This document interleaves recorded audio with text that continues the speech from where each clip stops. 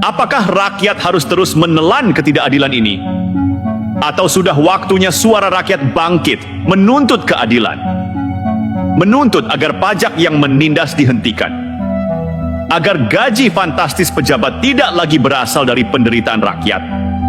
Apakah perlu gerakan 2026 untuk menghentikan pembayaran pajak yang menindas rakyat?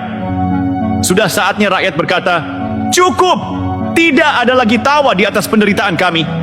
Tidak ada lagi pesta sementara kami kelaparan. Kami menuntut keadilan. Kami menuntut moralitas. Dan kami menuntut agar amanah ini kembali kepada rakyat yang seharusnya mendapatkannya. Mari kita lihat lebih dekat kehidupan rakyat yang Anda tinggalkan begitu saja. Di pelosok desa, ada ibu-ibu yang bangun sebelum subuh untuk menanak nasi, memasak seadanya, lalu menjual sayur atau gorengan hanya untuk mendapatkan Rp60.000 sehari. Ayah-ayah bekerja serabutan, memikul beban ganda, menanggung biaya sekolah anak, listrik, air, dan kebutuhan pokok. Sementara Anda duduk nyaman di kursi mewah, menari-nari di atas podium, tertawa riang dengan tunjangan yang jumlahnya setara dengan sebulan penghasilan mereka dalam satu hari. Bukankah ini penghinaan moral yang nyata? Bukankah ini pengkhianatan terhadap amanah yang rakyat berikan kepada Anda? Dan jangan lupa, semua yang Anda nikmati berasal dari pajak rakyat. Pajak yang membebani mereka, yang menjerat setiap helaan napas mereka. Sementara Anda menikmati pesta, gaji, dan tunjangan mewah.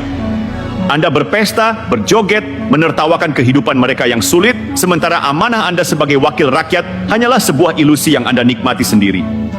Lihat juga guru-guru honorer yang mengajar anak-anak bangsa. Mereka bangun pagi, menyiapkan materi, mendidik, menanamkan nilai dan karakter, namun gaji mereka masih di bawah 2 juta rupiah per bulan. Sementara itu, gaji DPR RI bisa mencapai 100 juta rupiah per bulan, sudah termasuk tunjangan. Artinya, satu hari kerja Anda setara dengan sebulan penuh kerja guru honorer. Bukankah ini ketimpangan yang memalukan? Bukankah ini pengkhianatan terhadap prinsip keadilan sosial? Dan mari kita jangan lupakan fakta yang paling miris. Banyak rakyat masih menelan pil pahit kemiskinan, masih bergelut dengan pengangguran, dan hidup di bawah garis kemiskinan. Mereka menahan lapar, menabung setiap sen, menyesuaikan hidup dengan keterbatasan, sementara Anda menari di gedung parlemen seakan dunia ini milik Anda sendiri.